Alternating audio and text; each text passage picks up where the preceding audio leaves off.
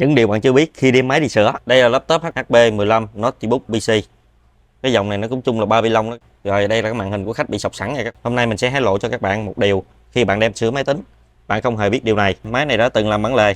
Cái máy này mình cũng mới nhận của một anh em kỹ thuật gửi cho mình với tình trạng là gãy ốc bản lề.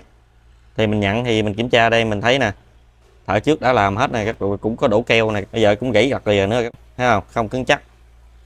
Nhưng cái điều các bạn không ngờ khơi lầm là cái anh thợ này anh đổ dày ra tới ngoài luôn và đổ liền dính với cái màn hình luôn.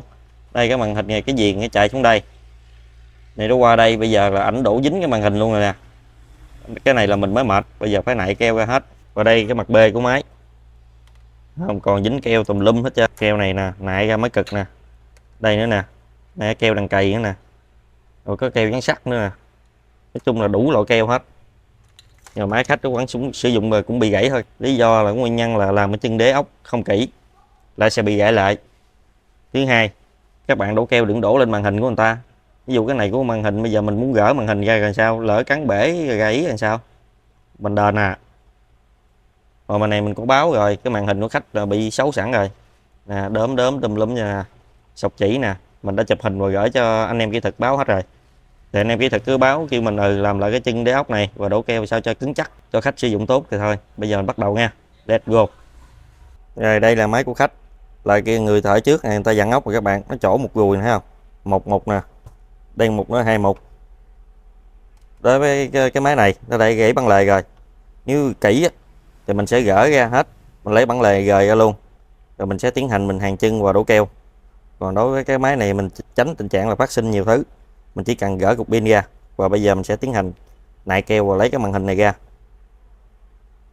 Tại cái máy này bên trong không biết có sửa trước gì hay không, mình tháo ra nhiều khi nó phát sinh bệnh rồi mình ôm luôn các bạn.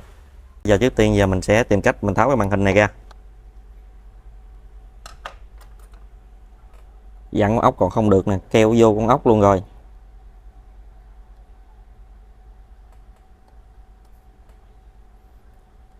Phải, cái này mà còn nguyên zin chưa có ai làm gì hết,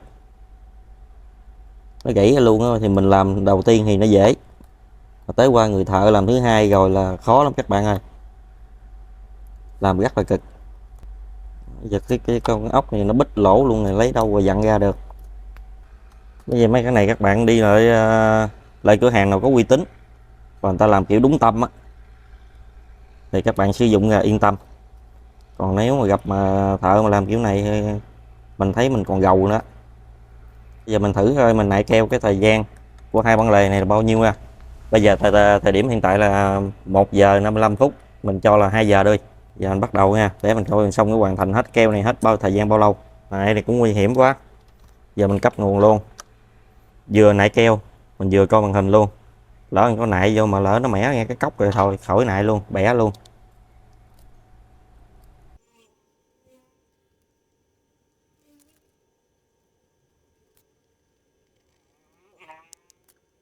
Hên quá, dặn được rồi các bạn ơi.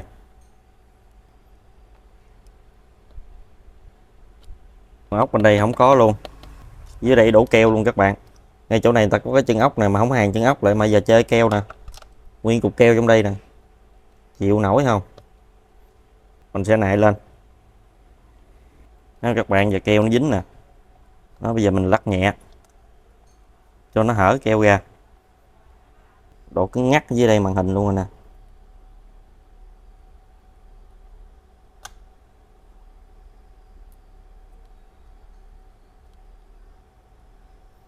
Chủ nhân cái máy này mà có lỡ vô tình mà coi được cái clip này thì vô bình luận giùm em nha, không khéo là bể màn như chơi.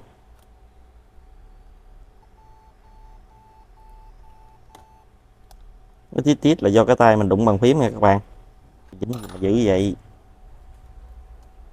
Hên quá ra các bạn ơi. Bây giờ mình sẽ rút nguồn ra. Giờ mình sẽ tháo cái màn hình này ra, đây con cáp đây. Cái màn hình này còn zin luôn, chưa tháo luôn. Anh trước anh hàng bản lề hay thì anh không tháo màn hình luôn, tính ra ảnh là cao tay hơn mình nữa rồi các bạn ơi. Ở trước giỏi hơn mình nữa, mình làm phải tháo. Rồi xong. Các bạn nè, độ keo dính đây màn hình luôn nè, chịu nổi không. Sẵn đây mình cạo cái màn hình cho sạch luôn.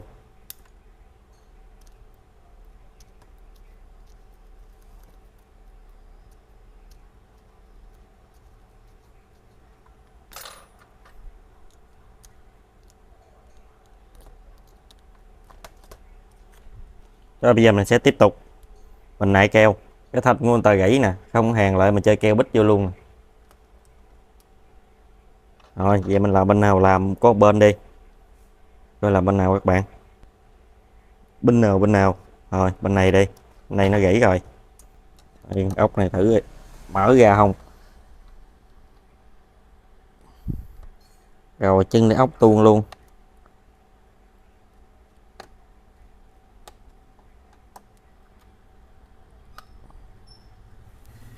Trời ơi, không nổi các bạn ơi.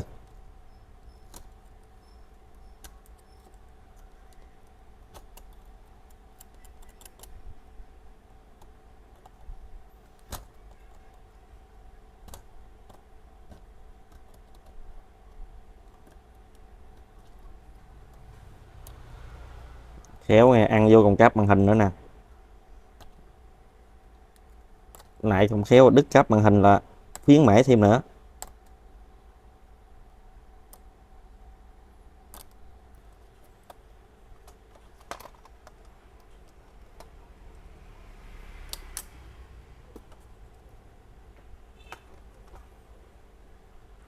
Rồi bây giờ nó dính luôn cái cáp màn hình và cáp wifi luôn các bạn.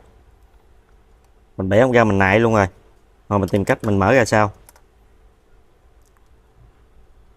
Chân đế ốc này chắc cũng hư luôn rồi. Mình sử dụng lần 2 cây kìm xem có mở nó ra được không.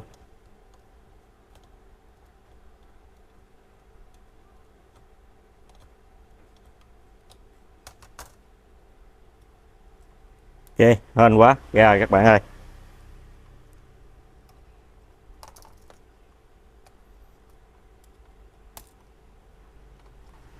Nó không ra thì mình bỏ sợ nó luôn. Đây, dính keo cỡ này thì sao mà làm ra các bạn. Nè, nguyên một cục keo chà bá luôn nè. Sao mà dặn cho nổi. Rồi, tới con này sẵn tay mình dặn luôn.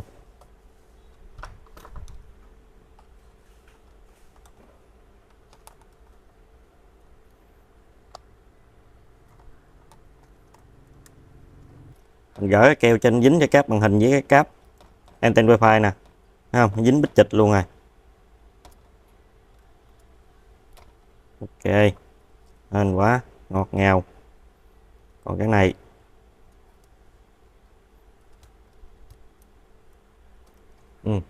nguyên cục luôn, cơm cháy nè.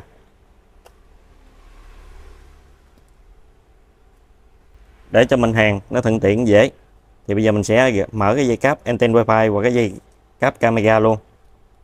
Đây mình gỡ ra luôn nhé các bạn.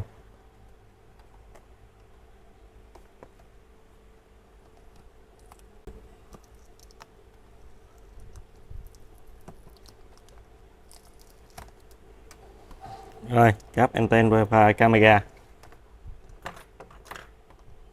lấy ra luôn.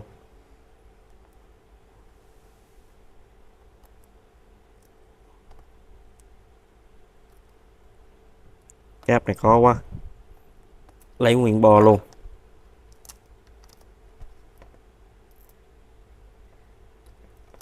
Vậy đi cho nhanh. Bụi quá mình sẽ quét sơn, quét sơ sơ cho nó ra bụi bớt. Hồi nãy phần keo của cái bát băng lề bên đây nha các bạn. Nhưng mà bắt buộc hồi mình cũng phải gã máy các bạn ơi. Để mình lấy cái thanh bản lề này nè, mình hàn lại cái thanh này. Đây nó bị gãy ngang đây nè, thì hồi mình sẽ gỡ này luôn và hàn lại với cái thanh này cho nó liền lạc, cho giống bên đây. Thấy không các bạn, đúng của nó là sẽ liền. Bây giờ cái này nó gãy rồi thì bây giờ mình sẽ tiến hành gỡ máy luôn, lật mặt sau của máy.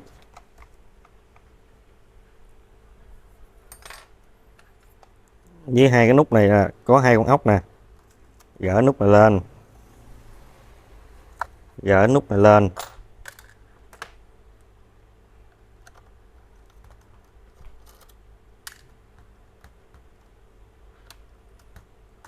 gỡ ra luôn.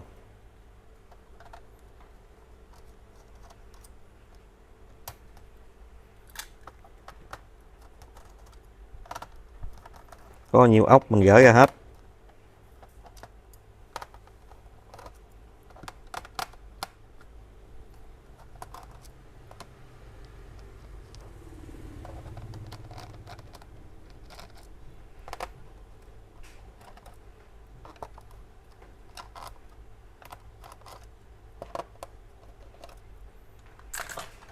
Rồi gỡ lấy ổ DVD ra. Rồi cái này làm caddy bay vậy, bởi vì cái mặt nó dính không cứng nè. Đây ổ cứng này các bạn, này caddy bay nè. Rồi giữa ổ DVD này có 2 con ốc, tháo ra luôn.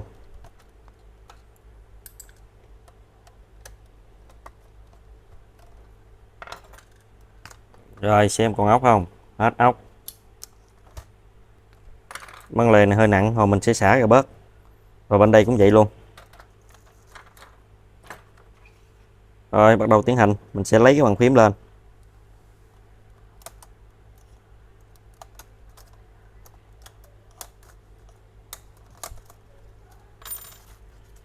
Gỡ cáp bàn phím. Đây có ốc, tháo luôn.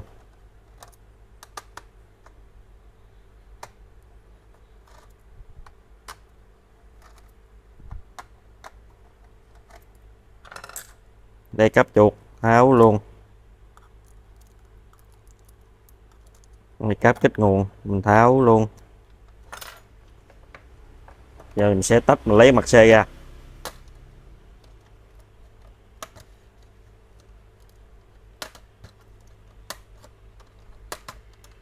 Vậy là xong, mình lấy mặt xe để sang một bên. Rồi đây mình sẽ tháo cái cáp màn hình này các bạn. Đây keo, mảng keo, lấy 2 tay mình đẩy lên. Ok, máy khách cũng hơi dơ nha. Đây, tháo cáp màn hình ra luôn. Anten wifi. Ủa cái máy này không có wifi các bạn.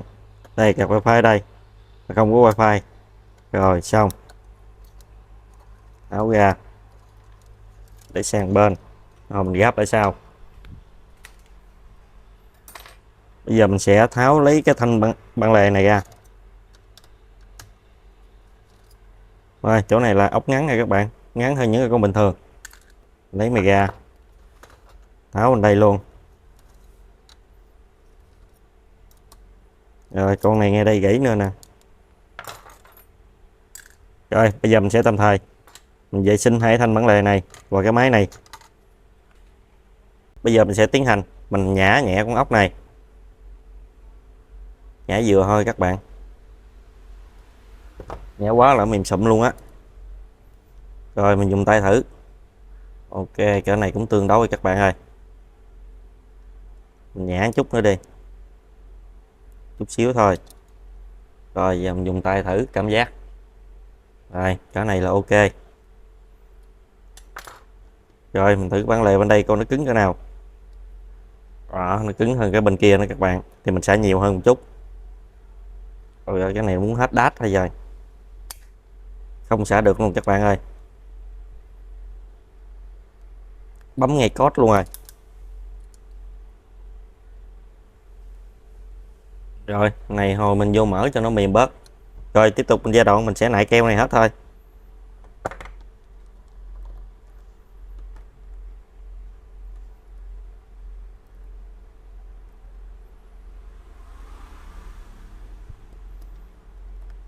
Tính làm biến khỏi tháo máy, cuối cùng bắt buộc tháo máy thôi các bạn ơi.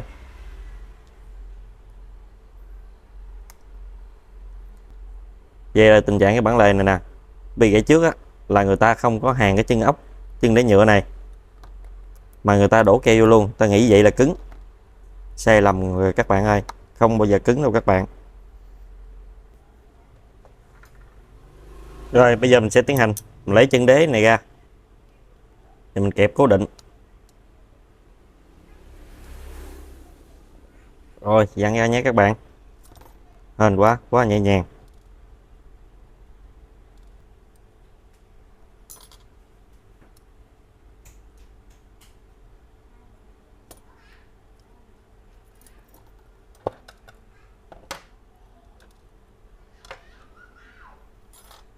Bây giờ mình sẽ cạo sạch sẽ bề mặt này. Xong nha anh em.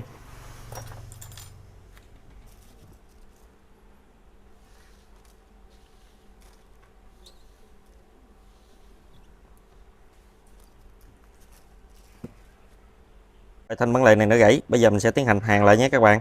Bây giờ mình đã tiến hành, mình để hai cái thanh bản lề này cho nằm đúng vị trí, tiến hành khò nha anh em.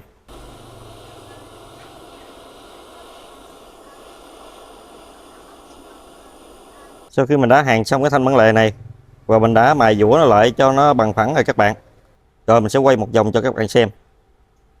Đó, mình đã mài dũa cho nó bằng phẳng lại rồi. Bây giờ hiện tại là cũng là 5 giờ đúng rồi các bạn, từ trưa tới giờ làm có 3 tiếng rồi đó các bạn. Rồi bây giờ mình sẽ chuyển sang mình hàn những cái chân nhựa này. Chân đế ốc nào còn sử dụng được thì mình sử dụng, còn cái nào hồi thiếu thì mình sẽ bổ sung vào thêm. Rồi bây giờ mình sẽ cho cái chân đế ốc này vào đúng vị trí. Giờ bắt đầu mình hàn nhựa lại, dùng cái mũi hàn mình hàn nhựa.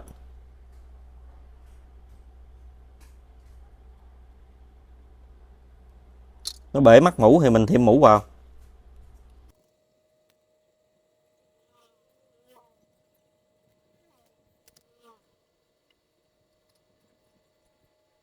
Rồi tương tự những cái chân khác mình làm cũng như vậy.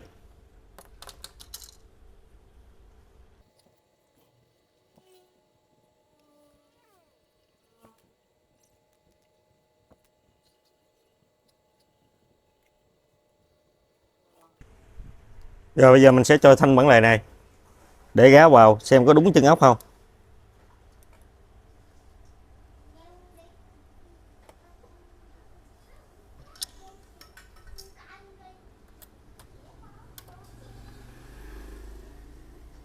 Ok đúng nha các bạn, hai chân ốc này đã tiệp nè. Rồi con nào mắc đế thì mình thêm đế vào.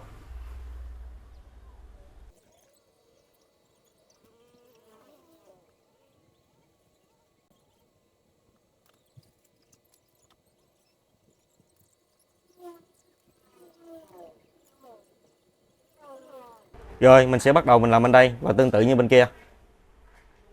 Bây giờ mình đã tiến hành mình hàn hai chân ốc hai bên đã xong, và mình lòn dây cáp camera và dây tín hiệu wifi đã xong.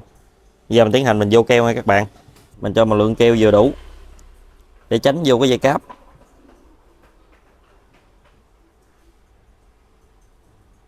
Tay keo này vô dây cáp rồi là khỏi lấy ra luôn các bạn.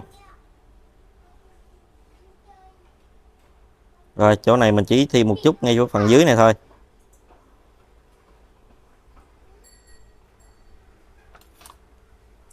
Rồi bây giờ mình sẽ cho cái thanh bản lề vào.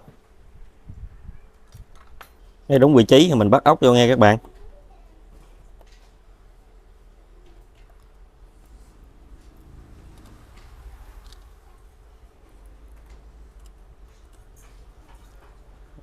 Rồi bây giờ mình sẽ siết vừa tay thôi nha.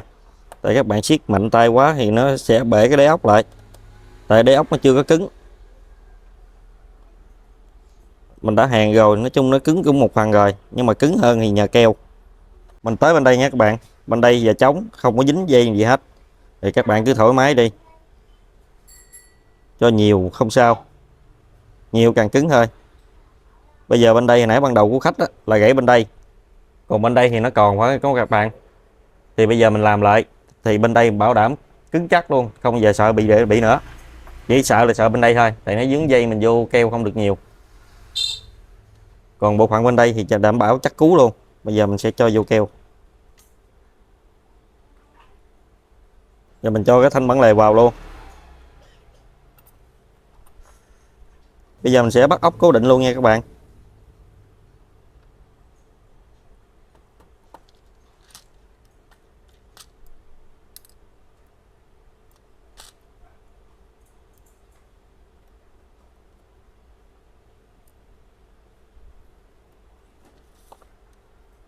Rồi giờ mình siết luôn. Siết vừa tay thôi. Bây giờ mình sẽ cho màn hình gáo vào thử xem có bị cắn hay có vấn đề gì không. Ok, hết luôn. Rồi bây giờ hiện tại cũng là 5 giờ rưỡi các bạn ơi. Giờ mình cũng nghỉ ngơi. Giờ tạm thời mình cho cái keo này để đây, cố định cho keo nó khô. Rồi tối nay mình sẽ quay lại cho các bạn xem tiếp. Thời gian hiện tại bây giờ là 11 giờ 40 phút rồi các bạn ơi. Khuya lắm rồi, cũng gần 12 giờ đêm nữa rồi. Bây giờ mình mới rảnh. Hồi sớm giờ mình cũng kẹt nhiều việc quá. Rồi cái máy này hồi chiều lúc mình làm mà 5 giờ rưỡi xong nè. Thì mình để tới giờ là keo nó khô luôn rồi các bạn ơi. Đây, keo đã khô rồi. Rồi bây giờ mình chỉ còn lắp lại một cách hoàn chỉnh vào thôi. Mình sẽ gắn dây cáp màn hình vào để cho đúng vị trí, rồi mình kéo cộng nha, lấy rồi mình cầm tay mình nắm cái miếng keo này nè, mình gịch mạnh lên cho nó xuống sát 100%, mình dán lại miếng keo. Rồi mình cho màn hình vào đúng vị trí nghe anh em.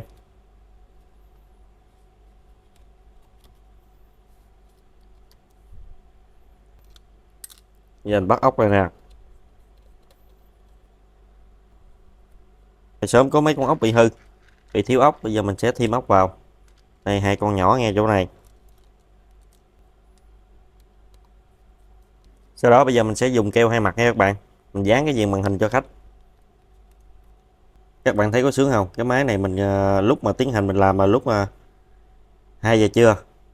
Mình làm xong mấy cái chân ốc với hạn này tới 5 giờ rưỡi rồi. Là mấy tiếng. 2 giờ cho tới 5 giờ rưỡi là 3 tiếng rưỡi. 3 tiếng rưỡi thì giờ mình lắp cái này, nếu mà cho nhanh nữa nửa tiếng là mình mất 4 tiếng đồng hồ.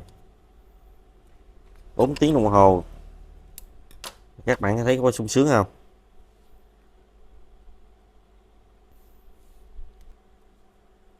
Những chỗ khác làm thì mình không quan tâm giá, chủ yếu mình là theo giá cái công sức của mình bỏ ra.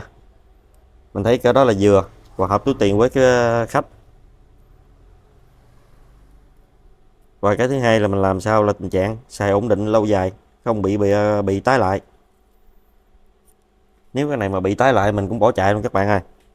Rồi bây giờ mình sẽ tiến hành lấy cái mặt B của khách nè, mình gắn vào.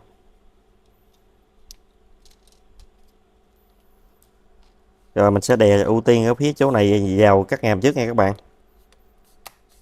Đó, phải ưu tiên ở phía dưới này vào trước.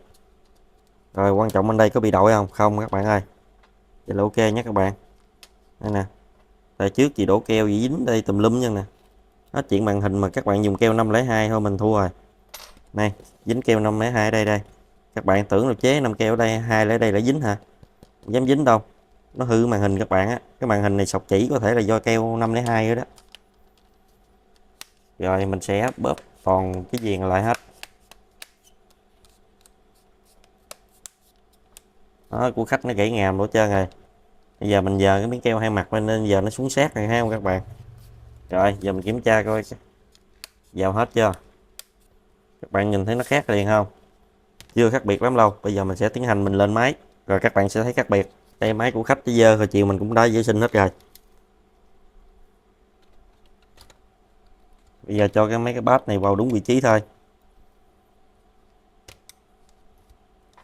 Ok. Dàn ốc nghe các bạn.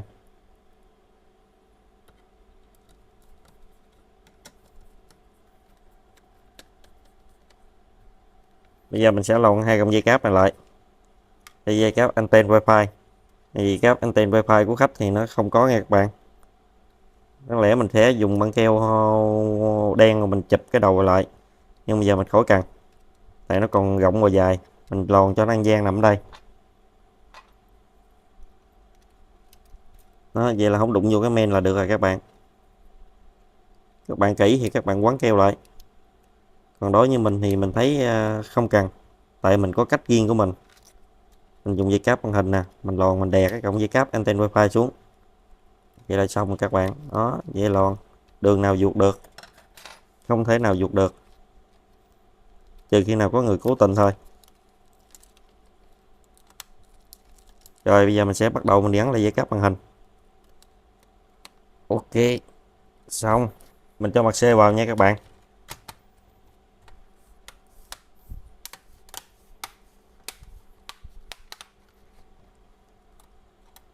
Gắn lại cáp chuột.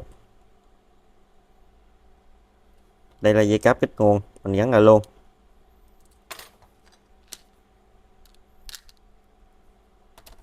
Siết ốc.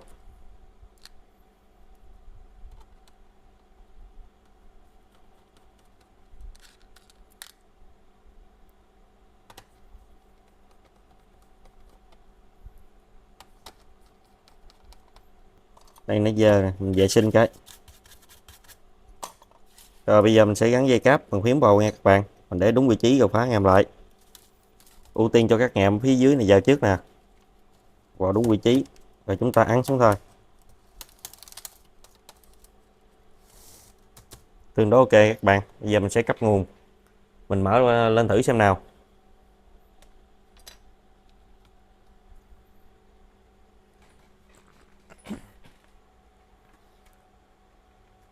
Hên quá các bạn ơi, máy còn lên hình, tưởng không lên làm mập lên rồi, mình để từ chiều giờ hồi hộp quá. Rồi bây giờ bắt vấn đề nè ha không các bạn, giờ mình sẽ bẻ thử cho các bạn xem nha. Vô tư luôn các bạn ơi, chơi thủ võ luôn nè, tốc độ luôn, thấy không, vô tư các bạn. Bẻ ghe không các bạn, sao mà nghĩ được. Cái này chạch này cho mình chưa dặn ốc đây nha các bạn, sao mà đỡ được. Ok nha các bạn. Rồi tới đây thì mình cũng gấp máy là hoàn chỉnh thôi. Thì gấp máy cũng đơn giản rồi. Khi lúc mà máy đã gần xong hết rồi, các bạn thường hay thoát ra. Cho mình xin phép thời gian của các bạn vậy nhé. Nếu các bạn xem video của mình thấy hữu ích thì nhớ cho mình xin một like. Còn bạn nào chưa đăng ký kênh thì nhớ nhấn vào đăng ký kênh ủng hộ mình. Và đừng quên nhấn vào hình quả chuông thông báo để nhận những video tiếp theo của mình. Chân thành cảm ơn các bạn. Chúc các bạn thành công.